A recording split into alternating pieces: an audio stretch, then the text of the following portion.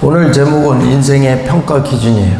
우선 인생의 평가 기준을 알아야 되는 이유가 있어요. 여러분, 오늘 말씀이 여러분들의 삶에 변화가 되는 그런 원동력을 가졌으면 좋겠습니다. 왜냐하면 요한계시록 20장 11절에 보면 또 내가 크고 흰 보좌와 그 위에 앉으신 이를 보니 땅과 하늘이 그 앞에서 피하여 간데 없더라. 또 내가 보니 죽은 자들이 큰 자나 작은 자나 그 보좌 앞에 서 있는데 책들이 펴 있고 또 다른 책이 펴졌으니 곧 생명책이라.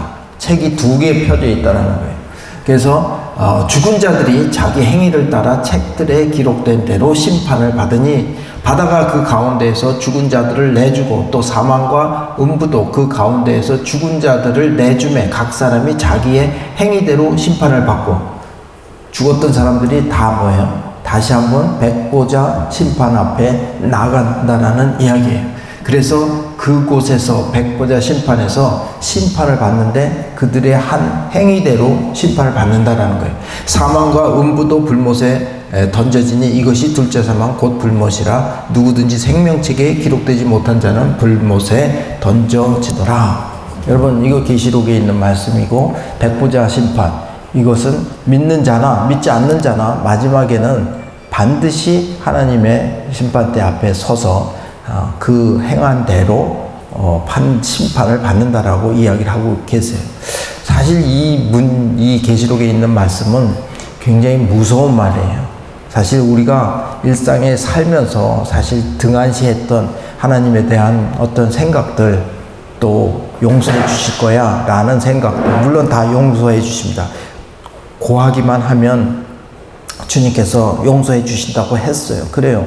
그런 것들을 봤을 때 이 말씀은요, 굉장히 무서운 말일 수도 있어요. 그리고 마지막에 이것은 피할 수 없는, 생명체라면 누구도 피할 수 없는 자리라는 것을 우리는 꼭 기억해야 됩니다. 그래요. 이 백보자 심판에 나아갔을 때 하나님께서 심판을 할 때 어떤 기준으로 심판을 하느냐, 이것을 아는 것은 굉장히 중요해요. 우리가 무슨 뭘 패스하기 위해서라기보다는 이 하나님의 심판의 기준을 알고 나면 그대로 살기만 한다면 우리의 인생은 뭐예요? 정말 잘 살아낸 거예요. 행복한 삶이에요. 가장 좋은 것을 주시기를 원해서 우리에게 계속해서 말씀하시지 않습니까? 그렇죠? 그러므로 하나님의 심판의 기준을 정확히 안다는 것은요, 우리가 이 땅에 살아가는 기준이 될 수도 있어요. 그리고 그렇게 살아냈을 때 하나님께서 뭐예요? 상을 주신다고 했습니다. 잘했다라고 말씀하세요. 하나님의 뜻을 아는 것, 바로 하나님의 심판의 기준을 아는 것이라고 저는 생각합니다. 오늘 말씀을 통해서 저와 여러분들이 하나님의 심판 기준을 분명히 이해하고 그것대로 살아가려고 하는 노력들이 저와 여러분들 가운데 있기를 주님으로 축원합니다. 오늘 본문을 먼저 보겠습니다. 오늘 본문은 열왕기하 18장 1절에서부터 7절인데 우리 계속해서 열왕기하 보면서 우상 숭배에 대한 이야기를 계속 하시는 것을 보게 됩니다. 그것이 그만큼 중요한 거예요. 한 국가가 소멸되기까지 그만큼 위험한 것이기 때문에 하나님께서는 계속해서 강조해서 말씀을 하고 계시는 것 같아요. 오늘 잘 본문을 우리 보면서 하나님의 평가 기준에 대해서 한번 살펴봤으면 좋겠습니다. 열왕기에 계속되는, 이제 왕이 바뀌기 시작하면 계속해서 이렇게 시작해요. 악한 왕이든지 좋은 왕이든지, 좋은 왕은 뭐예요? 유다 쪽은 유다가 기준이에요. 다윗이 기준이에요. 그래서 그 조상 다윗의 왕의 모범을 따랐느냐 안 따랐느냐가 계속 기준이 된다고 말씀을 했어요. 이스라엘은 누가 기준이에요? 여로보암. 여로보암의 그 길을 갔느냐 안 갔느냐로 인해서 그 악한 양과 좋은 왕을 구별하는 그런 모습을 보게 됩니다. 자, 오늘 이 본문을 통해서 우리 하나님의 기준이 몇 가지가 드러나는 것 같아요. 첫 번째 보겠습니다. 우리 인생의 평가 기준, 하나님께서 우리 인생에 대해서 평가 기준이 있는데 그것이 뭐냐면 우상을 버릴 수 있는 용기에 대해서 하나님이 묻고 계시다라는 거예요. 오늘 보세요. 히스기야는 자기 조상 다윗이 한 모든 것을 따라 여호와 보시기에 정직한 일을 했습니다. 보세요. 여기서 정직한 일이라고 한 것은 그렇게 우리한테 와 닿지가 않는 것 같아요. 그죠? 그래서 영어 성경을 인용을 했습니다. 자, 히스기야가 한 일이 여호와 보시기에 정직한 일을 했다고 했는데 그건 뭐냐면 right, he did right, 올바른 것을 행했다라는 거예요. 어떤 것에서 올바른 거예요? 여호와 보시기에 올바른 일을 행했다라고 우리는 해석을 해야 돼요. 그래요. 정직한 일이라고 그러면 뭐 거짓말을 안 한 것이냐 이런 생각이 드는데 그게 아니라 하나님의 관점에서 올바른 일을 행했다라고 우리는 성경을 이해해야 될 것이에요. 그렇다면 그가 한 일이 뭐예요? 그 다음 절에 나옵니다. 그는 산당들을 없애고 주상들을 깨버렸으며 아세라상을 찍고 그 다음에 청동뱀을 산산조각 4가지를 없앴다라고 했어요. 사실 이 말씀이 나오기까지 그렇게 오랜 시간이 걸린 거예요. 너무나 많은 왕들이 여호와를 섬긴다고 하면서도 그 우상 숭배의 근본이 되는 이 모든 원인들을 하나도 제거하지 못했다라는 거예요. 근데 히스기야 왕이 잘했던 것은요, 이것들을 용기를 내서 부셨다라는 거예요. 저 사진 보이십니까? 저 망치로 지금 쳐부순 모습이 보이죠? 저게 아세라 상이에요. 자, 그렇다면 오늘 좀 더 우리가 깊이 들어가 보고 싶은 것은 도대체 산당, 주상, 아세라상, 청동뱀이 무엇이었기에 하나님께서 그렇게 그것이 없어지기를 원했을까라는 것에 대해서 정확히 알아야 돼요. 이게 다 우상들이라는 것은 다 알고 있습니다. 자, 산당은 뭐예요? 하이 플레이스예요. 높은 곳이에요. 산당이라고 하는 것은 솔로몬이 성전을 지었습니다. 그죠? 그러니까 그 전까지는요, 성전이 없었어요. 성막만 있었죠. 그래서 제사를 다 성막에서 지냈는데 그 성전이 짓기 전까지 솔로몬도 산당에 가서 여호와께 제사를 지낸 적이 있어요. 그 산당은 뭐냐면 가나안 땅에 들어갔더니 각각 높은 지역에 신전을 만들어 놓고 그걸 산당이라고 했어요. 그리고 그 거류민들이 거기서 토속 신앙들을 가지고 거기서 제사를 드렸던 자리가 바로 산당들이에요. 근데 이 산당들이 처음에는 성전이 없었기에, 그리고 이스라엘 사람들은 뭐예요? 그 성전이 없었기 때문에, 그 자기네 땅에 성전이 없었기 때문에 산당에서 제사를 지내고 그렇게 했었어요. 그랬기 때문에 그 안에서 온갖 종교가 다 혼합되어지는 그런 모습을 보게 되는 거예요. 그래서 사실은 이 산당은 뭐냐면 기복신앙의 전형이에요. 그죠? 우리 대한민국에도 우리 무속신앙 너무 많이 있는 거 있지 않습니까?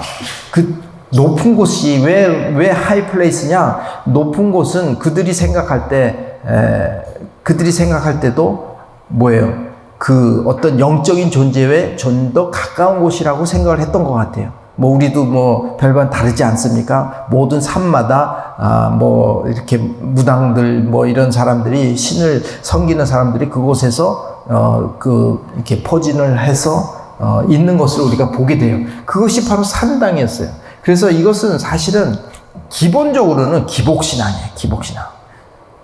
기복신앙 좀 이따가도 다시 얘기하겠지만 기복신앙 자체는요 사실 그렇게 나쁜 건 아니에요. 하나님께서 우리 자신의 어떤 안전과 안위를 살피는 것을 먼저 주셨어요.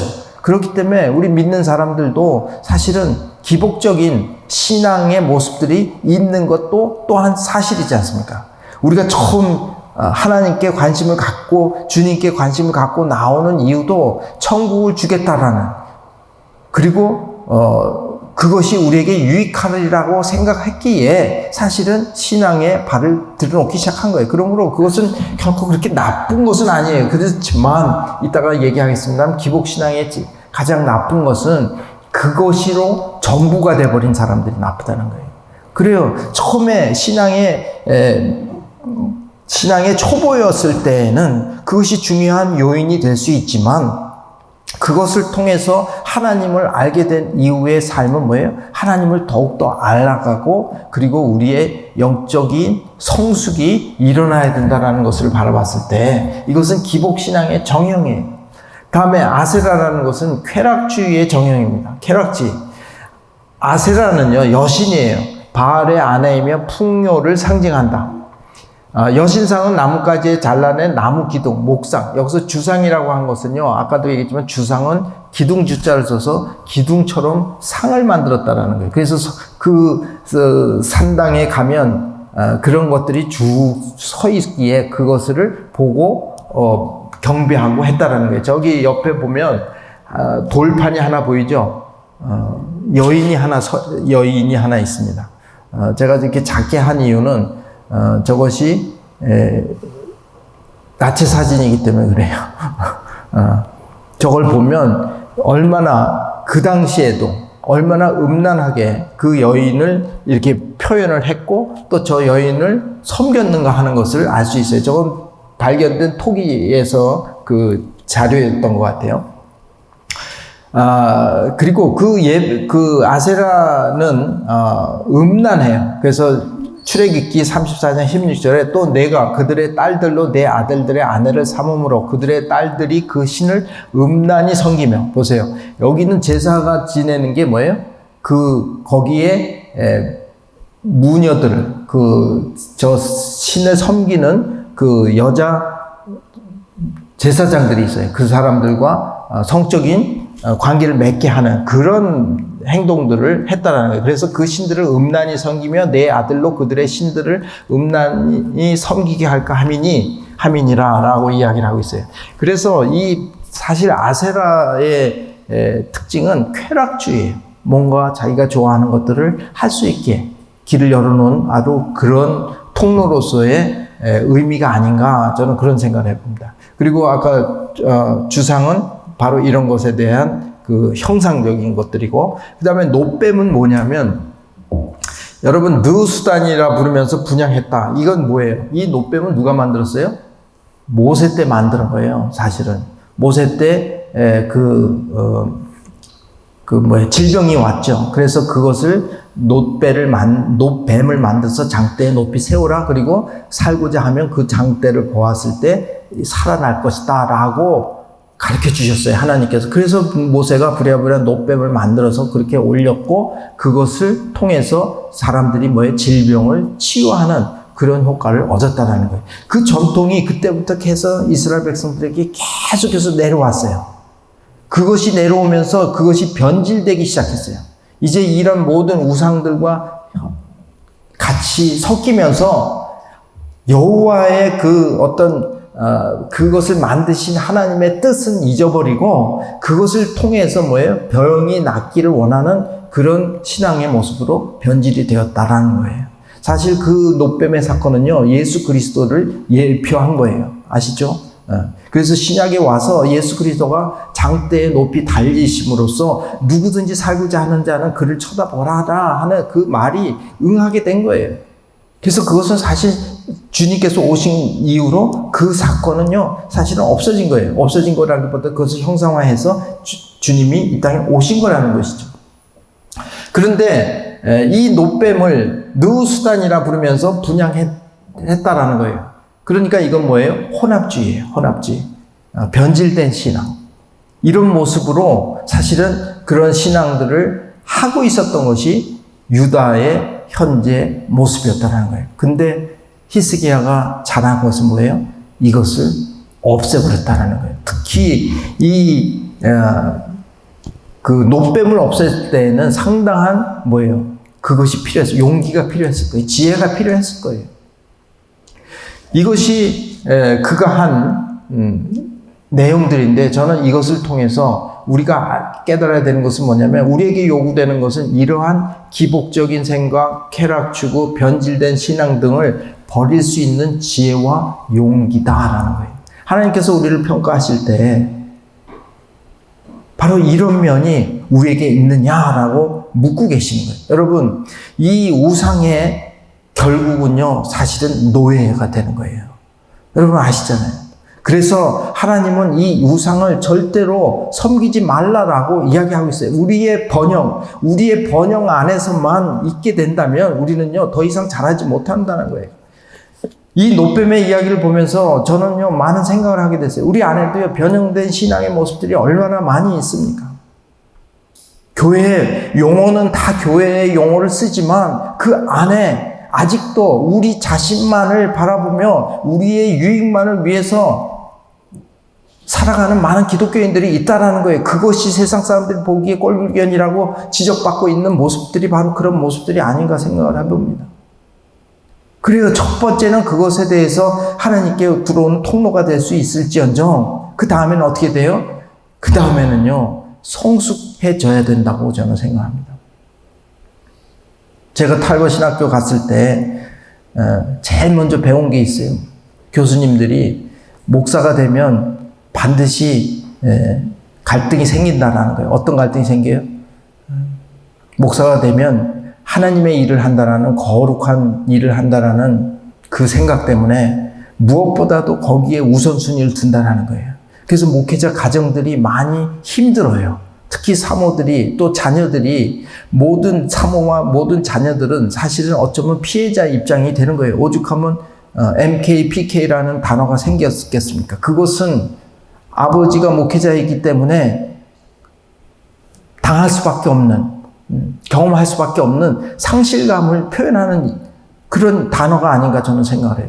그런데 그것에 대해서 신학교 가니까 제일 먼저 분명하게 가르쳐 주더라고요. 너희는 이런 문제로부터 온전하게 가정을 지키고 하나님께 정말 올바로 쓰임받기 위해서는 이것을 명심해라.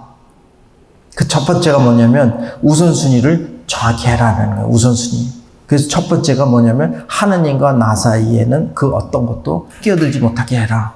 그래요. 여러분, 어쩌면 우리의 삶에서의 문제는요, 어쩌면 우선순위가 뒤죽박죽 돼 있다라는 거예요.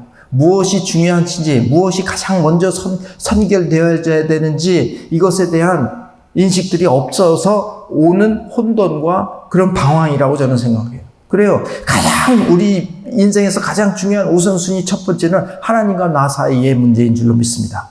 그거는 어떠한 것도 양보하지 말라는 거예요. 그 다음에 두 번째는 나와 가족이에요. 나와 가족이에요. 네. 왜? 가족을 잃어버리면 우리는 힘을 얻을 곳을 잃어버리게 되는 거예요. 그래서 가족을 중요하게 생각하라는 거예요. 그게 가정의 우선순위가 제일 먼저 들어가요. 그 다음에 세 번째가 교회예요. 세 번째가 교회예요. 여러분, 어떤 사람은 생각할 때 그 목사님 잘못 얘기하고 있는 거 아니겠어요? 아니, 교회의 사역과 이런 것들이 우선이지 어떻게 가정이 먼저입니까?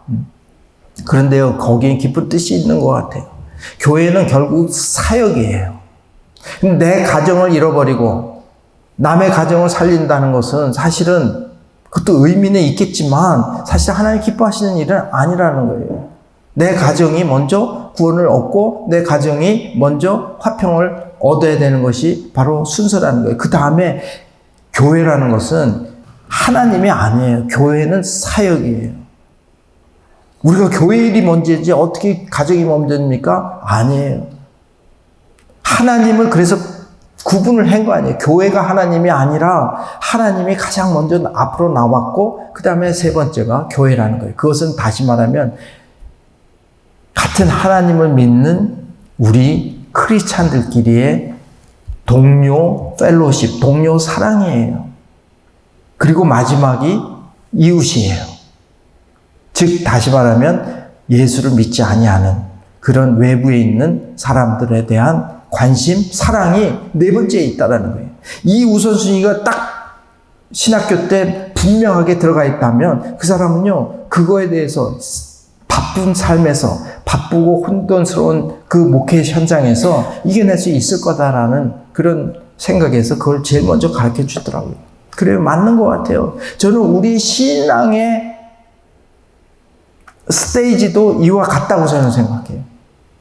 첫째는 내가 중요해. 나의 번영이 중요했어요. 그래서 나와 하나님이 만났어요. 그리고 하나님과 나 사이가 가장 중요했어요. 그런데 그 두 번째는 뭐냐면 그 사랑을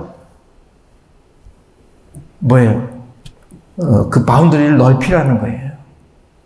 가정으로 넓히라는 거예요. 그리고 먼저 그 다음이 뭐예요? 세 번째 단계가 동료 크리스찬들을 사랑할 수 있는, 그래도 같이 믿는 사람들은 사랑하기가 쉽잖아요. 그런데 여기까지는 우리가 잘하는 것 같아요. 그런데 그 다음을 못 넘어가는 거예요. 여러분, 이 신앙의 모습들을 가만히 들여다보세요. 이거 필연적인 모든 모습들이에요. 결국 뭐예요? 자기중심적인 삶에서 벗어나지 못하고 있는 모습들이라는 거예요. 하나님이 우리에게 원하시는 것은 이웃을 사랑하라. 거기까지 성숙하라는 거예요. 저는 저와 여러분들이 자기는 지금 어느 스테이지에 있는지를 한번 살펴보는 저와 여러분 됐으면 좋겠어요. 그래요. 여러분, 가정에 대한 건요, 뭐 별로 얘기 안 해도요, 가정에 대해 특별히 정말 아주 깊은 사랑으로 똘똘 뭉쳐있는 가정도 많이 봅니다. 그렇지만 그게 전부가 아니라는 거예요. 그게 전부가 되어서는 안 된다는, 그 다음 단계로 나아가라는 거예요. 그것이 뭐예요? 우상을 버릴 수 있는 용기라는 거예요. 그게 하나님의 판단의 기준이라는 거예요. 너희가 나를 믿고 나를 따라온다면 내가 너희에게 지시한 모든 계명을 지켜라. 그 계명의 마지막은 이웃 사랑이라는 거예요. 그러므로 우리는 성숙해져야 돼요. 그리고 지금 이 모든 것 중에서 우상을 버릴 수 있는 용기가 하나님의 우리의 평가 기준이 될 줄로 믿습니다. 그래요. 하나님 백보자 심판에 나갔을 때 네가 나를 위해서 네가 좋아하는 것들 버릴 용기를 갖고 있었느냐? 이걸 묻고 계시다라는 것을 우리는 마음 깊이 새겨야 될 줄로 믿습니다. 우리에게 요구되는 것은 이러한 기복적인 생과 쾌락추구, 변질된 신앙 등을 버릴 수 있는 지혜와 용기예요. 변질된 신앙, 사실 우리 주위에 많이 있어요. 굉장히 포장되어 있지만 너무 이기적인 모습들, 거기서 벗어나지 못한 모습들, 그것만 끝인 줄 알고 살아가는 모습들, 그것이 변질된 신앙이에요. 아니, 모세가 만들었다는데 누가 뭐라고 그러겠어요. 그러나 히스기야는요, 그것을 깨트렸어요. 저는 그 용기라고 저는 생각해요. 자, 두 번째 인생의 평가 기준 봅시다. 두 번째, 하나님이 우리의 삶에서 보고 싶은 것은 신뢰라는 것을 보고 싶으신 거예요. 신뢰. 다시 말하면 믿음이에요. 하나님에 대한 신뢰가 너희가 있느냐? 니네가 얼마나 신뢰하고 나를 살았느냐라는 것을 묻겠다는 거예요. 보세요. 히스기야는 이스라엘의 하나님 여호와를 신뢰했습니다. 보세요. 5절에 그냥 바로 나오잖아요. 모든 유다 왕들 가운데 그만한 사람은 그 전에도 그 후에도 없었습니다. 얼마나 신뢰를 했기에. 그런 여호와를 굳건히 의지해 그분을 떠나지 않고 따랐으며 여호와께서 모세에게 주신 계명들을 지켰습니다. 보세요. 신뢰했다고 했는데 그 다음에 신뢰의 결과물들이 나옵니다. 신뢰의 결과물은 결국 신앙의 자세들이에요. 첫째, 의지한다고 했어요. 여호와를 굳건히 의지했다라고 했어요. 여러분, 저와 여러분 하나님을 의지하십니까? 그래요. 이것은 모든 일에 의지를 해야 돼요. 의지를 하니까 기도가 하는 거예요. 의지하니까 기도하는 거예요. 그리고 거기서부터 위로를 얻는 거예요. 하나님으로부터 위로를 얻는 거예요. 경제적인 문제예요. 돈이 빵꾸가 났는데 그 문제를 하나님께 기도하고 하나님으로부터 위로를 얻는 것, 하나님이 돈을 주는 것이 아니에요. 하나님의 가르침으로 그 문제를요, 위로를 받으셔야 되는 거예요. 그것이 의지하는 거예요. 우리 신앙생활의 모든 문제들은 어떤 문제에 정확한 그 문제에 대한 해답이 아니라 그 문제를 통해서 하나님을 알아가게 하는 것, 그리고 그것을 통해서 하나님의 위로가 우리의 위로가 된다는 거예요. 그렇다면 그 문제는 더 이상 문제가 될 수 없다라는 것. 제가 누누이 이야기합니다. 그리고 떠나지 않는다는 거예요. 어떤 문제가 해결되면 우리는 떠나요. 사실 그 문제 때문에 하나님께 막 간구했다. 그게 초보적인 신앙의 모습이었어요. 그리고 그 문제가 해결되면요, 언제 그랬냐는 듯이 하나님을 떠나서 다시 세상으로 나아가는 그런 모습을 우리도 했습니다. 그렇지만 이제는 그에 대한 신뢰가 깊어지면 깊어질수록 이제는 뭐예요? 떠나지 않는다는 거예요. 잘 될 때라도 또다시 고개를 숙일 수 있는 모습. 그것이 하나님이 우리의 평가하겠다는 거예요. 너희들이 이런 성숙한 신앙의 모습을 가졌느냐 안 가졌느냐 그걸 보시겠다라는 것인 것 같아요. 그 다음에 계명을 지킨다. 보세요. 계명을 지킨다.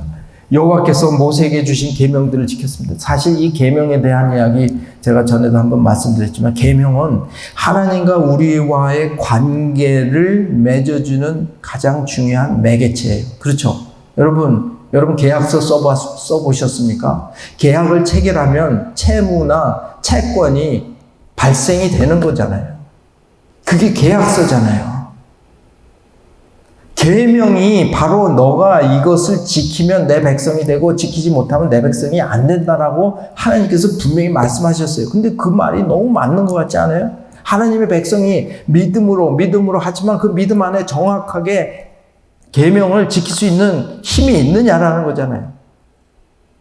계명을 지키지 않는데 어떻게 하나님과의 관계가 형성이 됩니까? 여러분 우리 가정도요 사실은 계명이 있잖아요.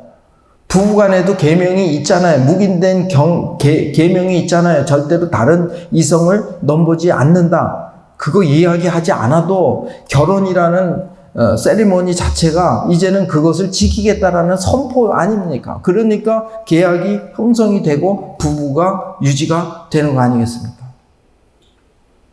그러니까 모든 사람의 관계는 즉 부부라고 하고 또 자식도 부모에 대해서 대들지 아니한다.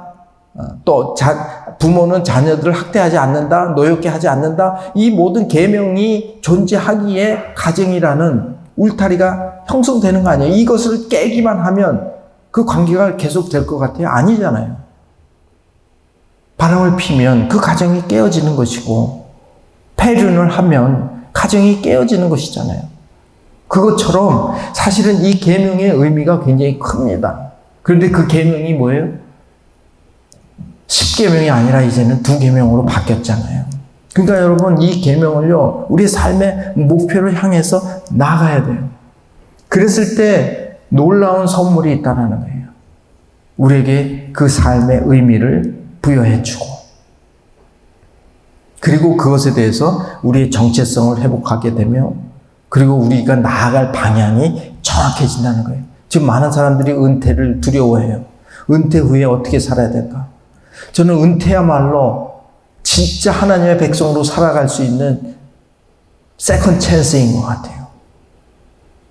현역에 있을 때는 너무 바빠서 생활하기 바빠서 돈 버는 일에 급급해서 하나님의 일에 등한시하고 소홀히 했어요. 사실은 그게 현실이잖아요. 아이들 키우고 너무 힘들었어요. 그렇지만 이제 아이들도 컸고 이제 경제적으로도 그렇게 벌지 않아도 되는 그 시간이면 사실은 뭘 해야 돼요? 계명을 생각해야 돼요. 이제는 계명을 지키려고 노력을 해야 돼요. 그래서 나의 정체성과 나의 삶의 방향을 생각해보는 그런 시간이 되기를 바랍니다. 그것이 하나님이 평가를 하는 기준이라고 말씀을 하고 계시다는 거예요. 하나님에 대한 신뢰, 얼마나 신뢰하느냐, 얼마나 끝까지 내 인생을 전부 그분의 방향에 맞춰서 나아가기까지 신뢰하는 것, 그것이 히스기야 왕이 보여줬다는 거죠. 그래서 하나님 기뻐하시는 것 같아요. 세 번째, 마지막으로 봅니다. 인생의 평가가 이제 마지막은요, 두려움이에요. 두려움이 우리의 삶을 지배하고 살았냐? 두려움이 우리 삶을 지배하지 못하게 하느냐? 보세요. 여호와께서 히스기야와 함께 하셨기에 그는 가는 곳마다 번영했습니다. 히스기야는 아시리아 왕에 대항하고 더 이상 그를 섬기지 않았습니다. 여러분, 히스기야가 아시리아 왕에 대항했다라는 것은요, 이것은 엄청난 일이라고 생각을 해요. 지금 우리가 볼 때는 한 문장으로 나와요. 아무 감흥이 없지만 이 상황이 어때요? 바로 형제 국가인 이스라엘이 아시리아에 의해서 흔적도 없이 없어졌다라는 거예요. 이것만으로도요, 엄청난 지금 상황이 가장 먼저잖아요. 이스라엘이 없어지고 바로 첫 번째 왕이 히스기야잖아요. 유다 쪽에서는. 애굽에 기대어 조공을 바치지 않고 안차 고공격해요. 여러분 오늘 그 18장 그 밑을 보면요, 바로 이 이야기가 나와요. 조공을 바치지 않기로 결정을 합니다. 그러자 아시리아 왕이 어마어마한 18만 5천 명을 보내서 아주 이스라엘까지도 없애버렸던 그 기세를 몰아서 유다도 없애려고 달려들었다는 사실을 보세요. 그러면 엄청난 두려움이 있었을 거예요. 그때 그 아시리아 왕의 그 장군이 와서 이렇게 조롱합니다. 너희 가운데 말을 탈 줄 아는 사람이 2,000명만 있으면 내가 말을 주겠다. 여러분, 그게 할 얘기입니까? 전쟁을 하러 와서 얼마나 조롱했으면 너희는 우리 초보 장교보다도 나은 사람이 없다. 뭐 이런 소리를 하면서 너희에게 말을 탈 줄 아는 사람이 2,000명만 있으면 내가 말을 주겠다라는 거예요. 얼마나 우습게 봅니까? 조롱에 가까웠죠. 그러니 얼마나 2,000명도 안 된다라는 거 아니에요. 기병이 2,000명도 안 된다라는 거 아니에요. 그러니 얼마나 지금 두려웠겠어요. 그 존재가 이제는 풍전등화와 같은 그런 마음이었을 거예요. 그럼에도 불구하고 그는 뭐예요? 조공을 안 보내기로 작정했어요. 그리고 18만 5천 명이 와서 진을 치고 있습니다. 그때 하나님께서 개입하셔서 18만 5천 명을 그 자리에서 쓸어버리세요. 그래서 유다가 사실은 뭐예요? 존재할 수 있었던 거예요. 그 몇백 년을 더, 한 100 얼마 정도를 더 존재할 수 있었던 이유가 바로 거기 있다라는 거예요. 자, 보세요. 히스기야 왕은 두려움으로부터 온전하게 해방됐던 것 같아요. 그래요. 하나님의 평가 기준 좀 애매할 수 있어요. 이게 제가 제목을 붙이다 보니까 약간 무리할 수도 있지만, 그래요. 하나님의 뜻대로 살아가는 사람들, 그들은요, 두려움 없이 살아가는 사람들이에요. 누구도 어쩔 수 없는 사람들, 그런 사람들이 그리스도인인 줄로 믿습니다. 여러분, 진짜 두려워하는 것, 지난번에도 한번 우리가 읽었지만 누가복음 12장 4절, 내 친구들아 너희에게 내가 말한다. 너희 몸은 죽일 수 있어도 그 후 더 이상 어떻게 할 수 없는 사람을 두려워하지 말라.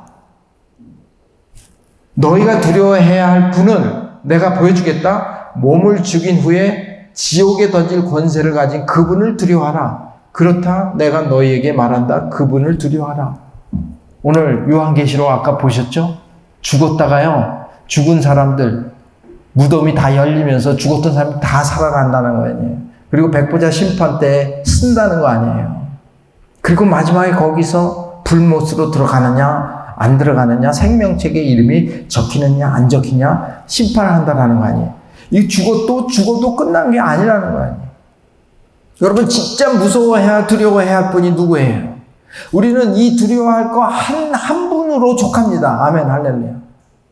옛날에 산당과 이런 것들이 왜 그렇게 많았을까 생각을 해봅시다. 옛날에는요, 비가 많이 와도 두렵고, 비가 안 와도 두렵고, 적이 쳐들어와도 두렵고, 천둥과 번개가 쳐도 두려웠고, 여러분, 모든 게 두려웠을 거예요. 안정되지 않은 상태니까. 그러니까 산당이 있을 수밖에 없었어요. 우리나라도 아시잖아요. 동네 가면 무슨 은행나무, 고목나무, 신령한 모습을 보이기만 하면 거기에 영이 있다고 해서 새끼줄 이렇게 묶어놓고 거기다가 지성으로 섬기고, 이거 다 무속신앙 아니에요. 그거 왜 그래요? 다 두려움이에요. 다 두려움의 결과물이에요.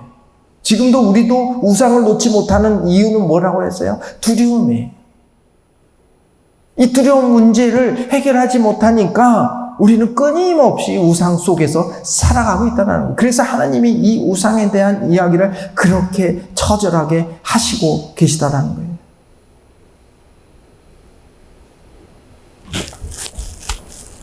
진짜 두려워할 분, 이 한 분만 두려워하는 것으로 끝을 냅시다. 할렐루야. 두려워할 게 우리 너무 많아요. 다 버리세요. 진짜 두려워할 한 분만을 두려워하는 저와 여러분 되길 주님으로 축원합니다. 우리 한번 오늘 주신 말씀을 정리하던 시간을 가졌으면 좋겠어요. 오늘 히스기야 왕에 대한 이야기예요. 히스기야 왕은 하나님을 의지하고 우상을 버릴 수 있는 용기를 가졌습니다. 우상을 버릴 수 있는 용기, 그 하나님이 우리에게 묻겠다는 거예요. 너희들 진짜 우상 버릴 수 있니? 나 때문에 너희들이 두려워하고서 붙잡았던 그 우상들 버릴 수 있니? 묻고 계시는 것 같아요. 그리고 신뢰해요. 끝까지 신뢰할 수 있느냐? 문제가 있기에 나오는 것이 아니라 이제는 내 삶을 들여서 하나님의 뜻을 알아내고 하나님으로부터 위로를 받고, 그래서 우리 인생의 목적과 방향까지도 알아내는 그런 신앙의 여정을 너희들은 갈 수 있느냐? 나를 끝까지 신뢰할 수 있느냐? 묻고 계신 것 같아요. 그리고 우리의 두려움에 대해서 직시하기를 원하시는 것 같습니다. 직면합시다. 그래서 더 이상 그것이 나를 올가매지 못하도록 아예 봉인을 해버리셔야 돼요. 그 문제를 우리가 해결하면 우리는 하나님 앞으로 더욱더 한 발짝 나아갈 수 있으리라고 생각합니다. 그것이 하나님이 원하시는 것이에요.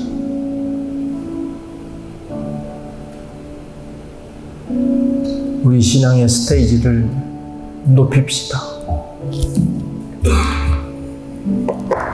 나만의 번영이 아니라 이웃 사랑의 실천으로 통해서 하나님의 높은 뜻을 기억하는 시간 됐으면 좋겠어요. 우리 조용히 오늘 히스기야 왕이 보여준 모습 정리하시면서 꼭 기억하는 그런 시간 가졌으면 좋겠습니다.